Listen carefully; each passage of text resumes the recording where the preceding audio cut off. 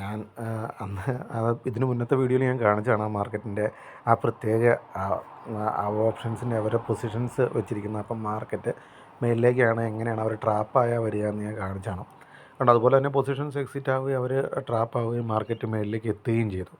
അപ്പം കണ്ടോ, ഇവരിവിടുന്ന് പൊസിഷൻസ് കൂടുതൽ പൊസിഷൻസ് ആഡായിട്ട് ഇവിടെ വന്നിട്ടുമുണ്ട്. പക്ഷെ അപ്പോൾ ഇനി എന്താണ് ഇപ്പോഴത്തെ അവരുടെ സെറ്റപ്പ് എന്താണെന്ന് വെച്ച് കഴിഞ്ഞാൽ, ഇതിൻ്റെ അകത്തൊരു സംഭവം ഞാൻ കാണിച്ചുതരാം. അപ്പോൾ ഇപ്പോൾ നമ്മൾക്ക് മാർക്കറ്റ് ഇപ്പോൾ ഇനിയിപ്പോൾ ഇത്രയും മേലിലേക്ക് വന്നതല്ലേ, താഴത്തേക്ക് പോകുമെന്ന് നമ്മൾ വിചാരിക്കും. പക്ഷേ ഇതിലൊരു സംഭവം ഞാൻ കാണിച്ചു തരാം. അപ്പോൾ അത് കറണ്ട് സിറ്റുവേഷനിലുണ്ടോ, ഒരു മാർക്കറ്റ് മേലിലേക്ക് ഏറ്റുവിടില്ല എന്നുള്ളൊരു സെറ്റപ്പിൽ തന്നെ അവർ ആ പൊസിഷനിൽ ഇങ്ങനെ ഹോൾഡ് ചെയ്ത് വെച്ചേക്കാണ്. ഈ ചാർട്ട് എടുത്ത് നോക്കുമ്പോൾ ഇത് ഗ്രാജുവലായിട്ട് ഇതിങ്ങനെ ഇൻക്രീസ് ചെയ്ത് പോയിക്കൊണ്ടിരിക്കുക. രണ്ടുപേരും കട്ടയ്ക്ക് പോയിക്കൊണ്ടിരിക്കുകയാണ്.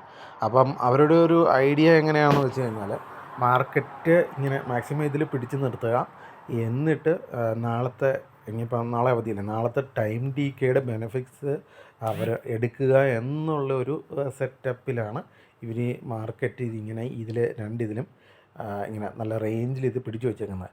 ഇനി ഇനിയിപ്പോൾ ഇതിന് മാറ്റം സംഭവിക്കുകയെന്ന് വെച്ച് കഴിഞ്ഞാൽ, അവരുടെ ആ റീജിയണിലേക്ക് പെട്ടെന്ന്, അതായത് 49,000-ലേക്ക് ഒരു 49,100 അല്ലെങ്കിൽ 49,200 എന്നൊക്കെ ഉള്ള ഒരു സെറ്റപ്പിലേക്ക് മാർക്കറ്റ് വരികയാണെന്നുണ്ടെങ്കിൽ പെട്ടെന്ന് തന്നെ മാർക്കറ്റ് ആ താഴത്തേക്ക് ഒരു ഡ്രോപ്പ് കിട്ടും. അപ്പോൾ ആ ഡ്രോപ്പിൽ നമുക്കത് ഓപ്ഷൻസ് നമുക്ക് ബൈ ചെയ്ത് നമുക്ക് അവിടുന്ന് ഇതുണ്ടാക്കാം.